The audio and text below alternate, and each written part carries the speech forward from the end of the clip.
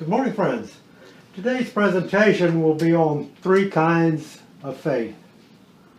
Next Sundays will be on a land of mystery. These and other topics presented are based on the ancient message presented by HPB to the world from the Masters of Wisdom that she named Theosophy. Her steadfast colleague in this endeavor was William Q. Judge. Mr. Crosby resurrected this message in its pure form by reintroducing the genuine teachings. At 12:30 p.m. on the first and third Sundays of the month, we read and discuss selected theosophical writings. After this meeting, we will be continuing our roundtable discussions on the Key to Theosophy by Madame Blavatsky. Please join us here at 4865A Cordell Avenue, Bethesda, Maryland, and be uplifted by the message of the Masters, a message that points to a glorious future for mankind if we were only to try and understand and live this common sense philosophy. The ULT is guided by its declaration printed on the back of our program, which is here in print and also on our website. The declaration says, "The policy of this lodge is independent devotion to the cause of Theosophy, without professing attachment to any theosophical organization.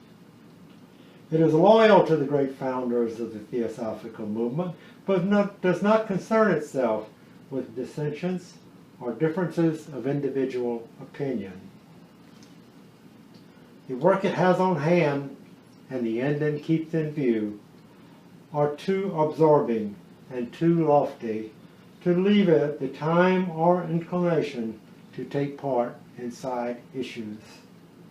That work and that end is the dissemination of the fundamental principles of the philosophy of Theosophy and the exemplification and practice of those principles through a truer realization of the self, a profounder conviction of universal brotherhood. It holds that the unassailable basis for union among theosophists, wherever and however situated, is similarity of aim, purpose, and teaching, and therefore has neither constitution, bylaws, nor officers, the sole bond between its associates being that basis. And it aims to disseminate this idea among theosophists in the furtherance of unity. It regards the theosophists all who are engaged in the true service of humanity, without distinction of race, creed, sex, condition, or organization, and it welcomes to its association all those who are in accord with its declared purposes and who desire to fit themselves by study and otherwise to be the better able to help and teach others. The true theosophist belongs to no cult or sect, yet belongs to each and all." Today's reading is from the Bhagavad Gita, chapter 17, on devotion as regards the three kinds of faith. The faith of mortals is of three kinds, and is born from their disposition. It is of the quality of truth, or sattva, action, rajas, and indifference, or tamas. Hear now what these are. The faith of each one, O son of Bharata, proceeds from the sattva quality, the embodied soul being gifted with faith. Each man is of the same nature as that ideal on which his faith is fixed. Those who are of the disposition which arise from the prevalence of the sattva quality, or good quality, worship the gods. Those of the quality of rajas worship the celestial powers. The yakshas and the rakshasas, other men, in whom the dark quality of indifference or tamas predominates, worship of eternal elemental qualities and the ghost of dead men. Those who practice severe self-mortification, not enjoined in the scriptures, are full of hypocrisy and pride, longing for what is past and desiring more to come. They, full of delusion, torture the powers and faculties which are in the body, and me also, who am in the recesses of the innermost heart. Know that they are of an infernal tendency. Tat, Sat. These are said to be the threefold designation of the Supreme Being. By these, in the beginning, were sanctified the knowers of Brahma, the Vedas, and sacrifices. Therefore, the sacrifices, the giving of alms, and the practicing of austerities are always among those who expound Holy Writ, preceded by the word Om. Among those who long for immortality and who do not consider the reward for their actions, the word Tat precedes their rites of sacrifice, their austerities, and giving of alms. The word Sat is used for qualities that are true and holy, and likewise is applied to laudable actions.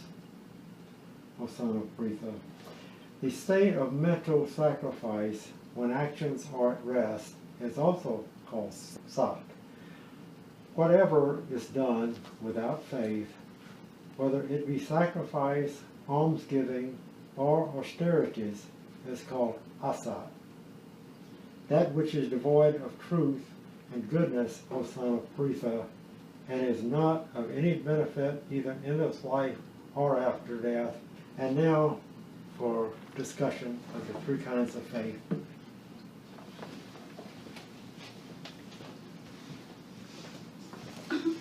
Good morning and welcome, friends. As we just heard, there are three kinds of faith. We'll just put them up here. One is rhythmic.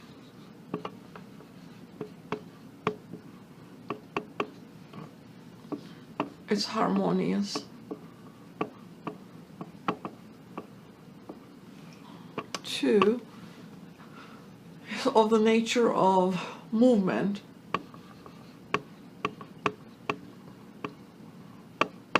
And 3 is inertia.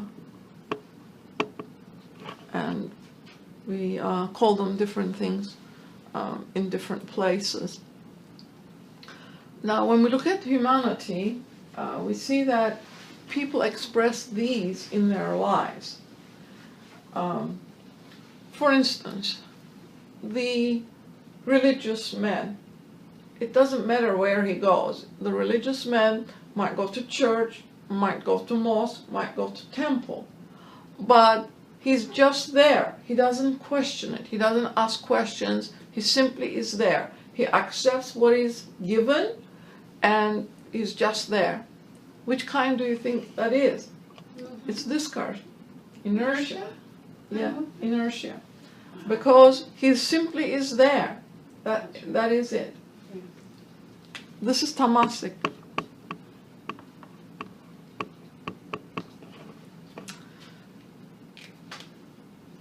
So, that's one kind of faith. Now, at this stage of development of our humanity on earth, when you look at different aspects of our society, whether it is scientific, whether it is art, its expression is movement. It moves. So that is rajasic. And these people say, well, we don't have to stay with anything permanently. We make the choice to move on. We're going to go do something else. We're going to move on. The first kind is rhythmic. It produces harmony in the universe. So it is based on truth. It is Sattvic. And this can be spelled with a V or W. I've seen it both ways. Double T, V-I-C, Sattvic. So the faith then in each human being falls into these categories. Then how do we analyze our own faith, and what is it that we can do to move to the highest expression of that faith? When we look at ourselves, it is not important to say, I believe in so-and-so, so my faith is superior to the other person's faith because he believes in so-and-so. It is not what we believe in, but how we believe in that is important.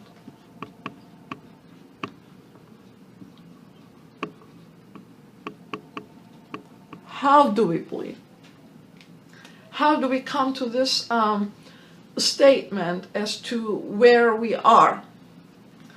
Now, in the Theosophical circles, we ought not to say it is true because it is in the secret doctrine. Nowhere has the founders of the Theosophical movement told us to blindly believe in what is in the secret doctrine. What is being said is study it, learn it, then give it, and at the same time live it. All that is very important because it unfolds from inside out what is that we believe in. It is not blind, it is based on knowledge. So the play is between those two spheres. Knowledge, our faith is based on knowledge, or it's just blind belief. Now, every human being has this inner quality, that there is something greater than what we are at the present, that there is a universal testimony that there is something greater, there is something out there.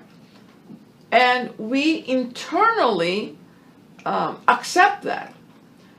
We know that charity, caring for the other, love, compassion are all necessary human qualities, and they're all internal to each human being. Its expression, though, changes from one to the other and then to the other. How then do we express the highest faith? In this philosophy then, it is stated, first, know. First, know. How do we know? Is this an external something to us? No, it's internal. It's internal. First, know. In other words, for instance, the Christians believe in Jesus, but do they really know Jesus? Is it a blind acceptance, or do they identify with the principle that that name is correlated with? Is it a blind acceptance? So if we really identify ourselves with the ideal we hold as the greatest we can achieve, that eventually will lead us to the truth. So let us see. Take this off. Okay.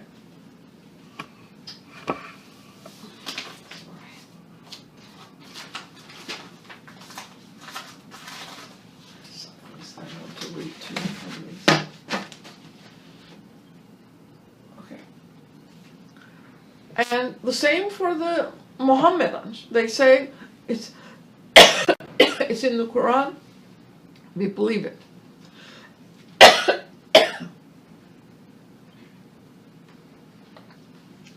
The key is, how do we express what is presented to us in that ideal? This ideal then has to be the highest.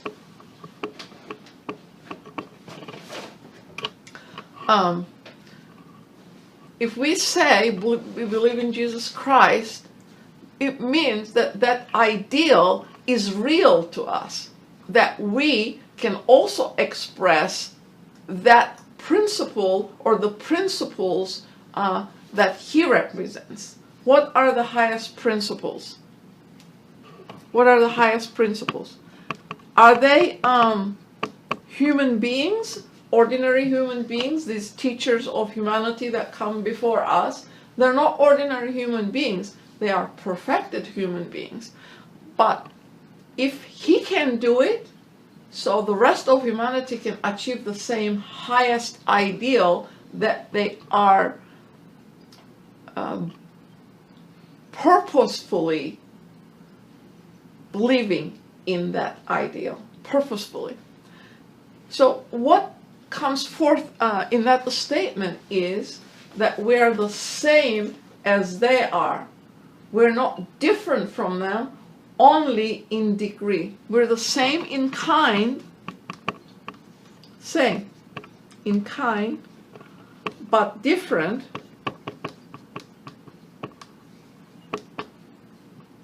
in degree. We're not separate from them, are we? We're same as that. They have achieved this through self-devised, self-induced effort, so we can do the same. So that ideal that we put in front of ourselves has to be the highest. Okay. What does that mean? In the first one, which is the Sattvic, which is rhythmic and it is full of joy, whoever is in this condition first believes in himself. In the second, partial dependence on self and partial dependence on others. But in the tamasic, these individuals are dependent on others. And if you look at the societal norm, you can actually see which human beings fall into these categories. Because these people look for what? Guides. In what form? When you look at the organizations, for instance, there's a president, there's a vice president, there's a secretary, there is a someone in charge of the budget. So those people who are dependent on others look for authority.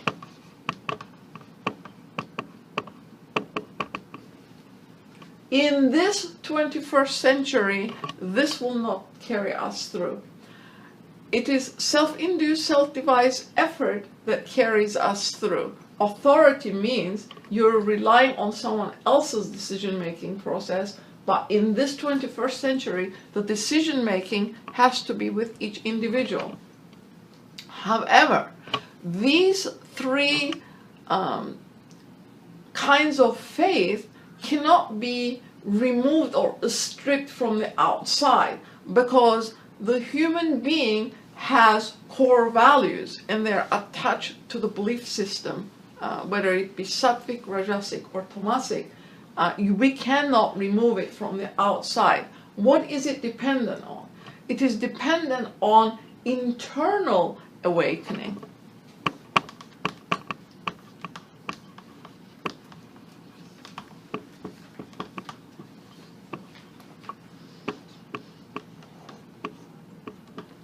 That's life. internal awakening. So it is not put in from the outside. We can help awaken people because this faith requires awakening, but we cannot put it in. So when we analyze our emotions, where do they fall?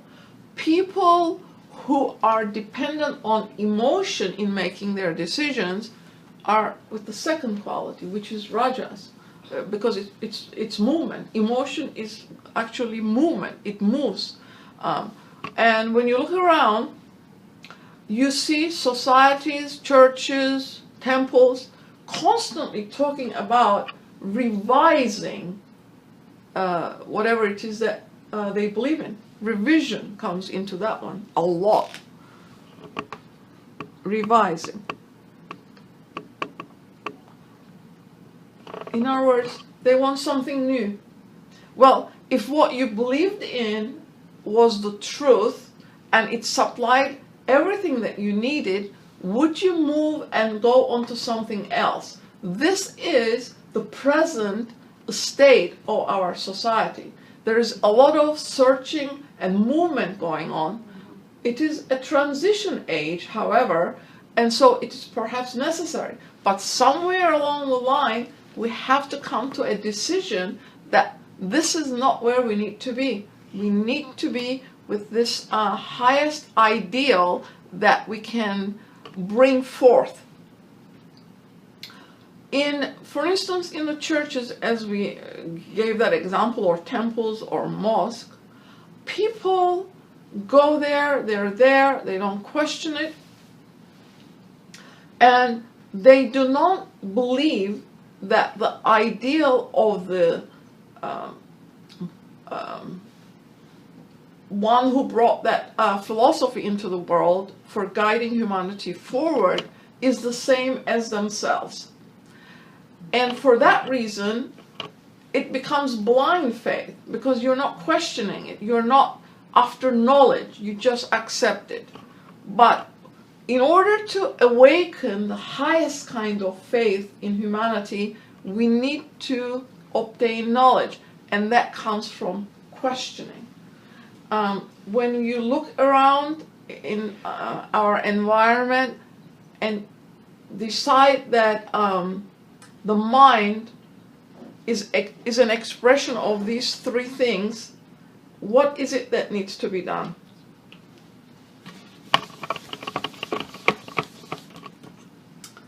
Okay, without the realization that mind is dual, this highest faith cannot be awakened. The dual mind is important to understand. And here's the reason. When we talk about opposites, love, hate, good, bad, white, black, every human soul can understand what those is.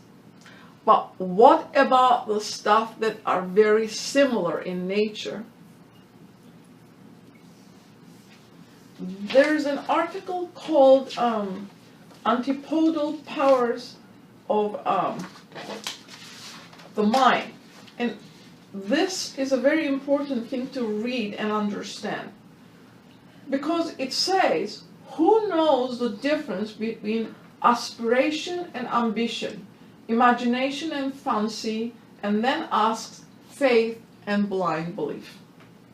And how does enthusiasm in one cross the line and become fanaticism? The seeming identity of the mind powers and man's inability to discern between them is the cause of our delusions, which then puts us in these lower forms of faith. So in order to understand our mind, we need to look and see where our own mind is. Okay, because this one is our soul nature. It's dependent on the higher individuality. It's its expression. So when we look at our mind, where is it? how does it function?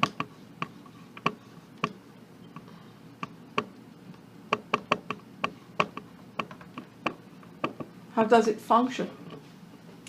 And we always put this, and here's the Antaskarana bridge, okay? This is the higher, comparatively speaking, this is the lower. The intellectual mind has its purpose. We learn through our intelligence, and we make decisions as a result of it. But when the higher individuality is awakened, and this faith is also awakened, its expression is direct. It looks at ideas, it looks at objects and subjects in a direct fashion. In the lower aspect, we have to use our reasoning powers to come to a decision making, to come up with a solution. In the higher aspect, that is no longer necessary, because the light shines on whatever it is you're looking at, and at one glance shows you what is real and what is not. Okay, and I want to read to you from here. It says here, faith in all things are possible, according to the ancient sages. For faith is that great engine of the occult cosmos, which sets the will in motion. Through it, man links himself with his ideal, encompasses within his sphere the whole structure of that upon which his heart is set. Working upon the extremely tenuous matter of the invisible universe, faith surrounds any project with a living substance, making of it a unified whole, capable of coordinated action among all its parts. So, to have faith is very important, but it cannot be blind faith. It has to be based on knowledge. So the higher self then is knowledge, love, bliss, all those things. Theosophy teaches that self-conscious and deliberate processes of evolution are possible to human beings. Hence, we can take our mind in hand and train it, and also we can take our faith in hand and cultivate it. First and foremost, to have faith in ourselves. Secondly, what else comes into it? First, faith in ourselves. This is one. What's the second one? That we're part of the law. We're part of the law. Karma and reincarnation is a general concept. Everybody is under its sway. So we're part of the law. It encompasses everything. So that shows that we are not on our own. There are other souls just like ourselves. We're part of them as they're part of us. So law and its expression, it makes us believe in brotherhood based on this unity. So this produces unity. And we realize that within ourselves, that conscious evolutionary process takes place by taking our own consciousness in hand and scrutinizing it. HPB in many of her articles states that human evolution is dependent on levels of consciousness. And when you think about the third root race and how the mind was lighted up, it was a plastic point in our development that we moved forward when the mind was lighted up. Where are we today? Where is humanity today? What is necessary? What is necessary today is that we realize that the higher self, the internal, the real I, has to express itself more and more.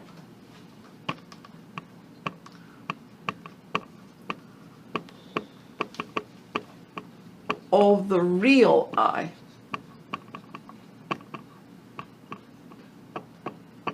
The real I, the individuality. And at the same time, we have to learn to control the lower mind so that the higher mind can express itself.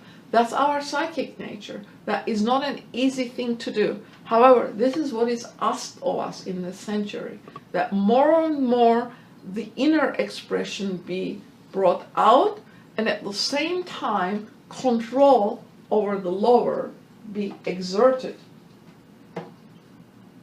And then we realize that whatever it is that comes to us is part of this law. It doesn't come from anywhere else. It's needed for our own growth. So it comes to us as an opportunity. It's not an instrument of torture, punishment, reward. It's simply instrument of experience, which is necessary for unfoldment, which increases power, and at the same time, because it's harmonious, it also brings joy. So the person who is expressing this first kind of faith is joyful. Its harmony, its nature is harmonious and rhythmic. So, first, faith in ourselves, then in the law. Then we realize that we are in a ordered cosmos, that there is no chaos at all anywhere. If we feel that there is, then we are not here. Cosmos are organized. It is a expression of the law, and so it is harmonious. Its nature is harmony.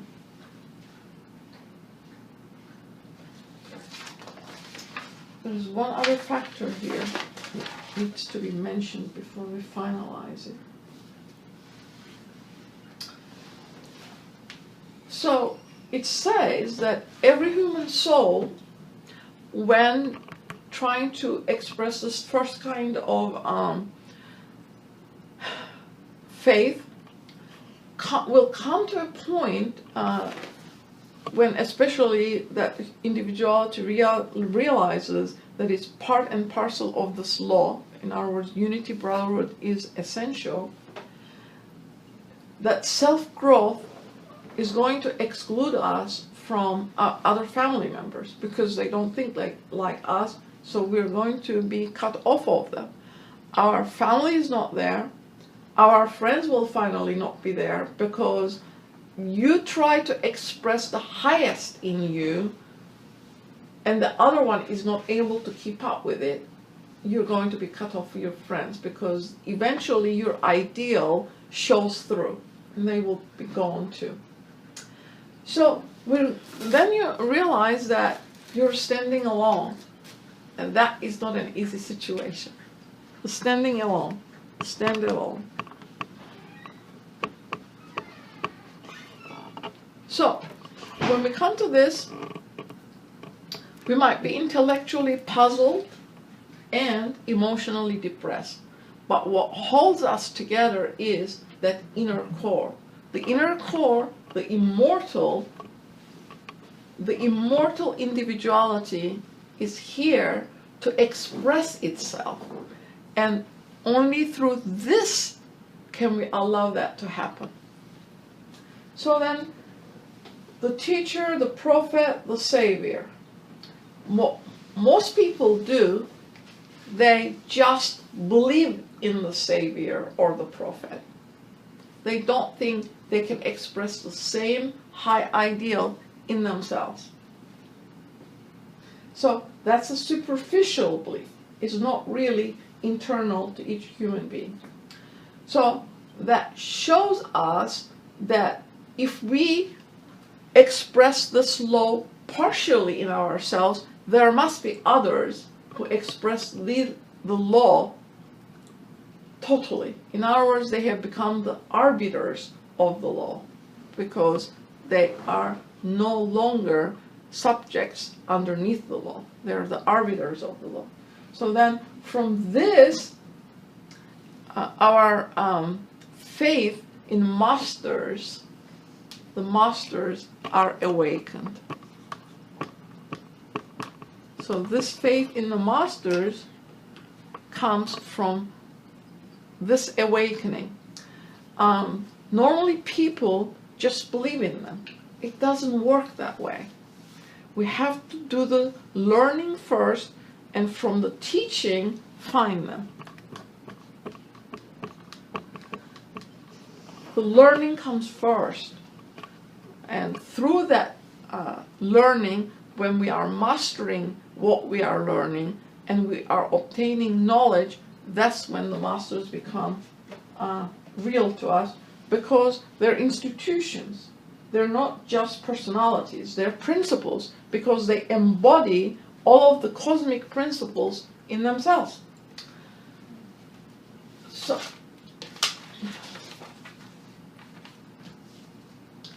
for this reason then, we just read from the Gita, Bhagavad Gita, people in the East are given the idea of the avatars. Shri Krishna, the Godhead, and for Christ, for the Christians. So, if we then want to be like them, then what must we have in us? Well, the same essential characteristics. So, consubstantiality comes in here. What's consubstantiality? It means that I must have the root in myself that I want to awaken is in them. For instance, some people can see an angel or a spook, whereas ordinarily we cannot see those things. Why? Because the substance they're made up of is not in the substance of my eye, but yet I can see the stars in the sky. Why? Because my eye and the substance of the stars are consubstantial. Okay? So these masters then embody in themselves these principles. And so we want to awaken the same principles in ourselves so that we can become like them. How else would we know them? HPB says, through only our own occultism can we reach into these higher realms of consciousness. And that is what is necessary for the expression of that quality. So then, we find this highest faith in ourselves because we are consubstantial with our idea. This manifests itself in human nature as illuminated reason, sometimes spoken of as pure and compassionate reason, and sometimes as intuition. Now, there are a lot of things that are called intuition, but they are not. So we're talking about real intuition. Intuition is a high condition of consciousness where the individuality energizes the mind and illuminates the field of observation at one flash. There is no reasoning, argument, dissension necessary. The clear light of the sun illuminates everything and all objects on which it falls, and the light of faith acts in the same manner. So then, let us endeavor, it says, to awaken this real faith and enlighten ourselves as well as all those around us. Well, I will stop here. I've run out of time. Yes? I can see what you explained, the three faiths, that I can relate that to the life of one person, like as an infant or as a child or a young juvenile. She may be in the inertia or tamasic time, whereas one has to obey parents and authorities. Mm-hmm. And then with time, as one ages, goes through that other state of the rajasic, where one starts viewing the world with our own eyes and questioning things. Mm-hmm. But not everybody reaches that other state. Mm-hmm. So that's on the individual level.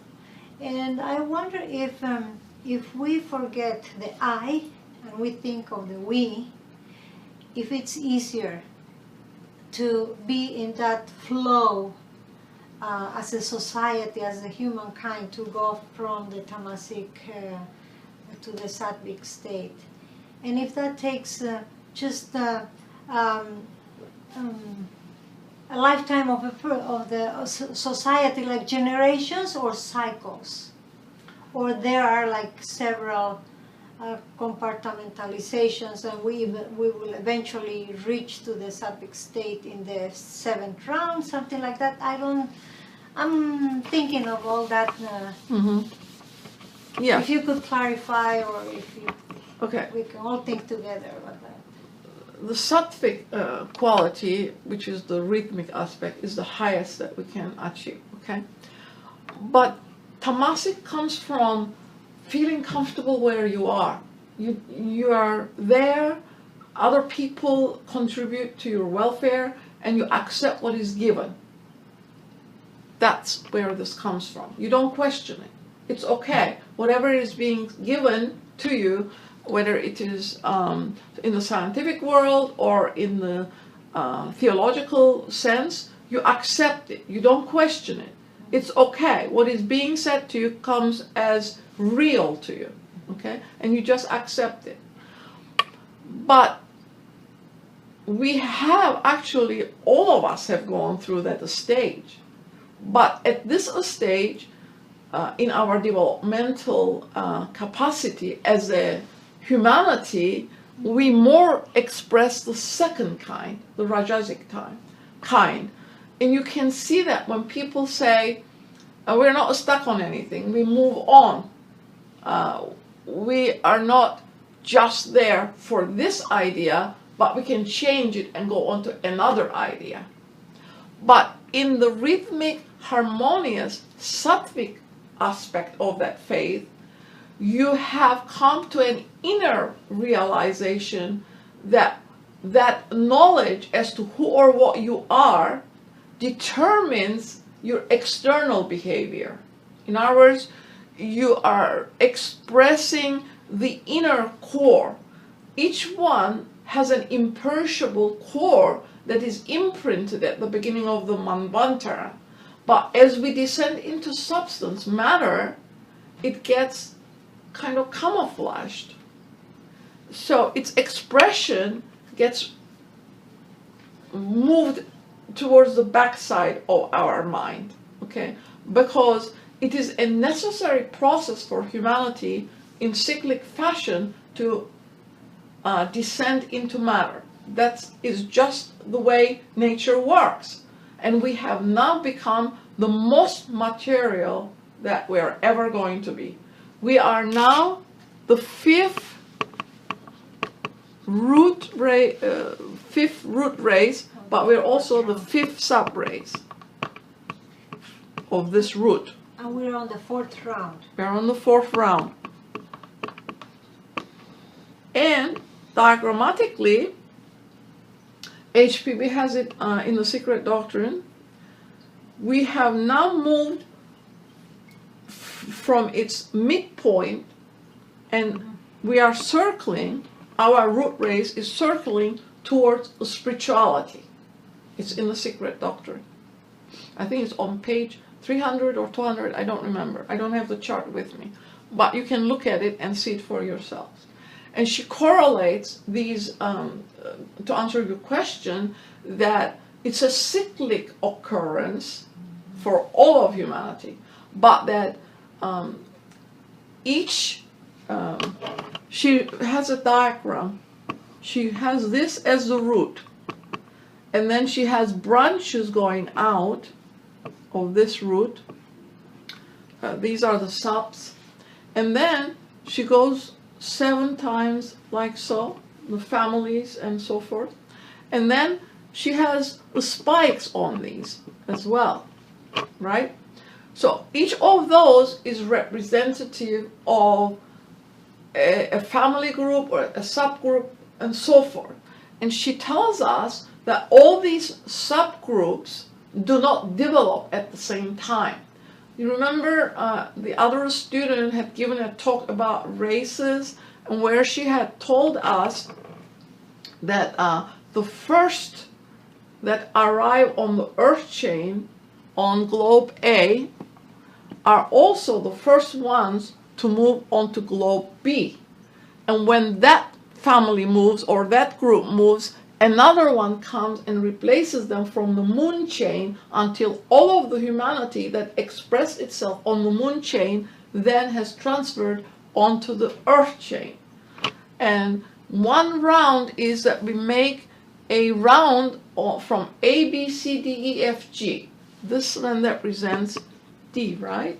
A, B, C coming down, D where we are most material, E, F, G going back up to spirituality. So you have to put this into this, okay? So at the most materialistic level, obviously when it is our nature is inertia, we don't want to move. We are very comfortable wherever it is we are, but those people still exist. You go south and you go to church and you will know that that's where they are because they accept with no question as to what the priest is telling them.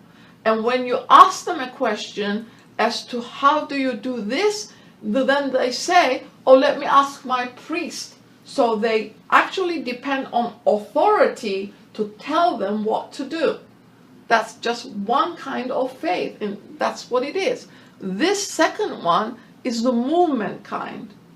And it comes from where people are dependent on their emotions to determine what their faith is. Emotion changes so that I like you or dislike you, that kind of stuff. So this movement comes from that. When you like someone, you're their friend. When you don't like them, you're not their friend. It comes from here, emotion. Also, when you look at the groups, what do they believe in? A person who identifies himself or herself with his body, what kind of faith is he going to express? This kind. Because for him, the only thing that doesn't change is his body. All the rest of it, he knows it changes. His thinking changes, in other words, he changes his mind, his feelings change. But as soon as he realizes that life and soul is not the same as the body, well, then he has moved already into the second section. So there are key things in each section that determine where your faith is. The third kind is you have taken it in your hand and you want to cultivate it. You're going to cultivate it. And it goes with the levels of consciousness that humans are capable of expressing. The waking consciousness is here. Then we have a dreaming consciousness, we have a sleeping consciousness, and HPV also mentions Turiya, which is the highest expressed on earth.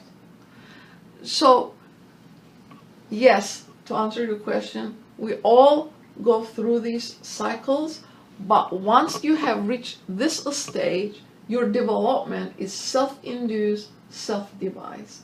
No, nothing can push you, in other words. Up to this point, nature pushes us forward.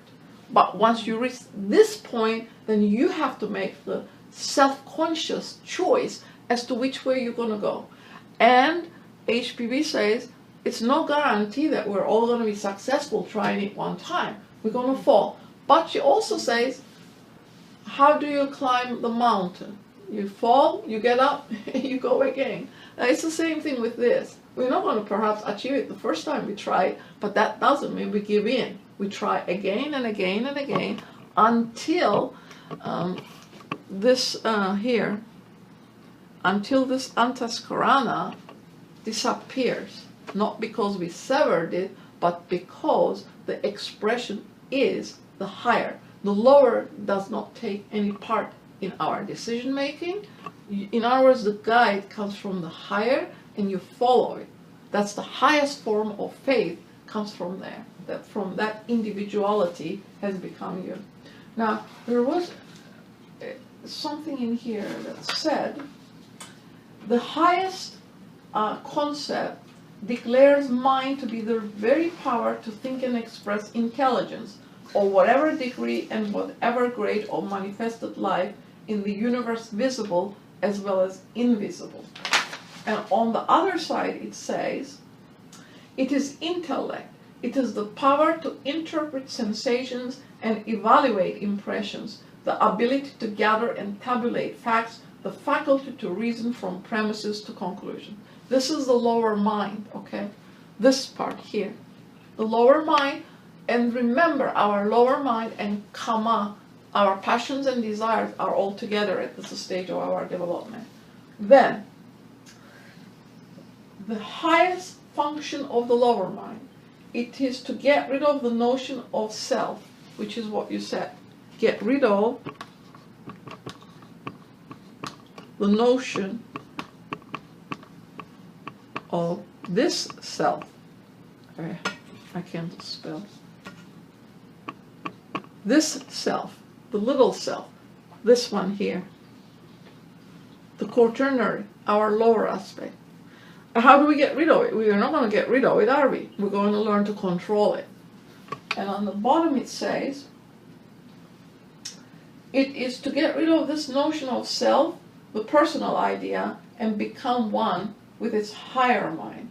In the voice of the silence it says, mind is like a mirror, it gathers dust while it reflects. It needs the gentle breezes of soul wisdom to brush away the dust of our illusions. Seek, O beginner, to blend thy mind and soul. Because where your mind goes, the soul is there. Because the soul uses the mind to get experience with it. As long as we don't realize that concept, that this little self is the lower aspect of our mind, we won't be able to get to the higher, because first you have to acknowledge it, and second you have to awaken it, and that's where the paramitas come in, trying to express it. So it is not an automatic process from now on. Up to this point it was. Nature pushed everything to a higher expression of itself. But once we have reached point, it no longer does it. It's self-induced, self-devised effort. And somebody up north in New York said, well, you know what? I don't want to do the work. Well, that's your choice. It's everybody's choice. We can do it or not do it, you know. But what is the alternative if we don't do it? Where does that go? As souls, we are obligated to express ourselves with the help of nature, or help nature to express a higher aspect of itself through us. And that's what we are here to do, to get rid of that concept of this little self. You said to forget it, and that's how you forget it. In other words, you don't put yourself in the equation as the primary, the other comes first. So that's when unity comes into existence, and then brotherhood is an expression of that unity, because it's real. The cosmos express itself in this harmony and unity because it's all one. We think we're separate, but we are not. Yeah? When we hear the term, we all fall short of the glory of God, we are really talking about that idea of being a separate little self. Does that sound right? Well, the student does not know what that statement means, but in this philosophy, it is stated that we're gods in the making. We're gods in the making, because this higher aspect is the God, really, Atbabudi Manas, but when it expresses itself, that's when you have become a God.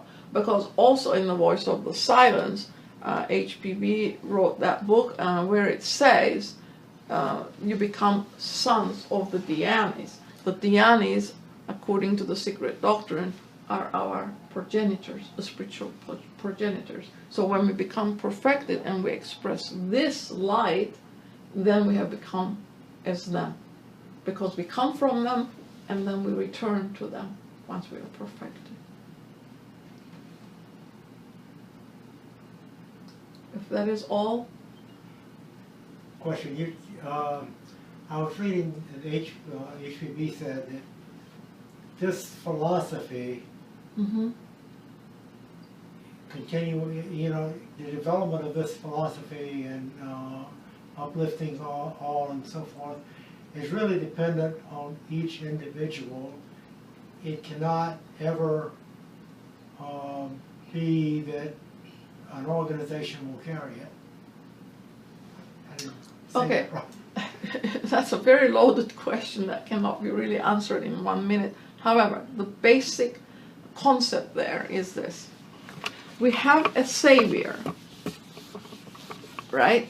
The savior comes and brings from this wisdom religion, which is wisdom of the ages, which is recorded for benefit of humanity.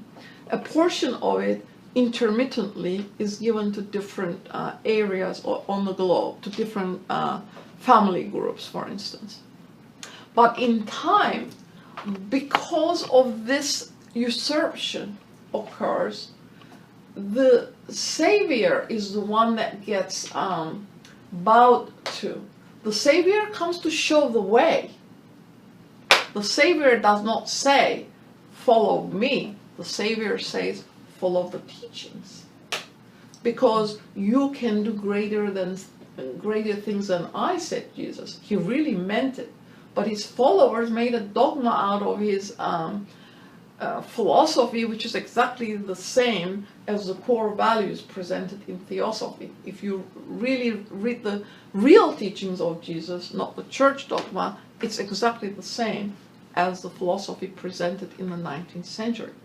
So, once the savior comes, an organization obviously is formed, as was the Theosophical Society in the 19th century when HPB brought the philosophy to all of humanity, because her message was inclusive of all nations. Why?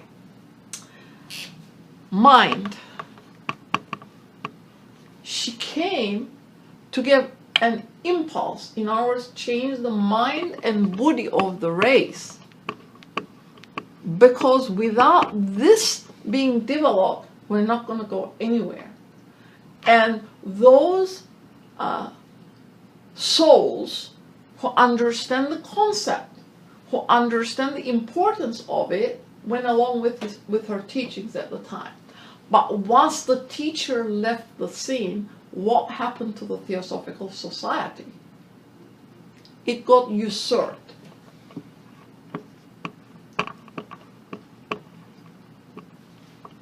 The individuals at that time all wanted to have names, positions, power, and they usurped the function of that society.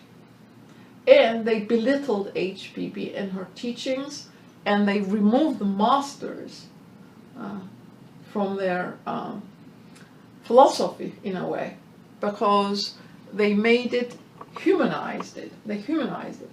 We have to remember, psychic energy and spiritual energy is not the same.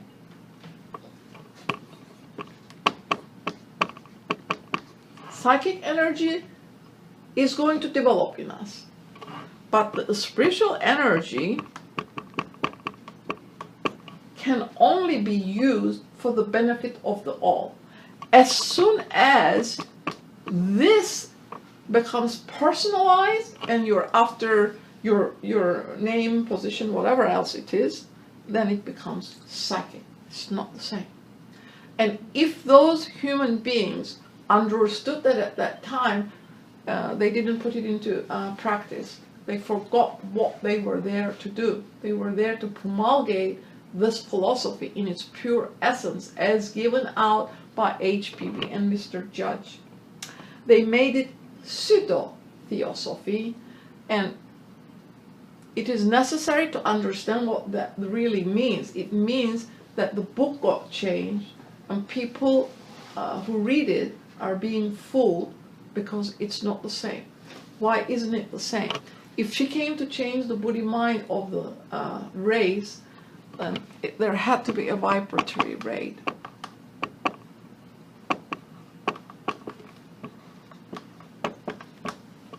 Vibratory rate for the Aquarian age.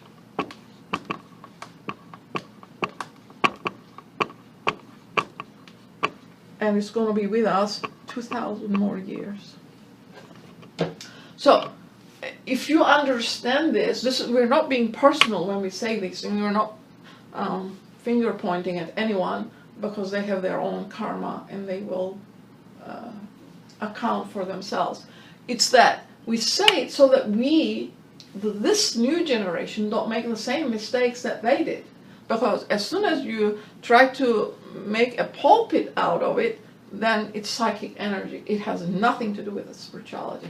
A spiritual energy is free because its core is love. It gives of itself freely to everybody and everything on this earth.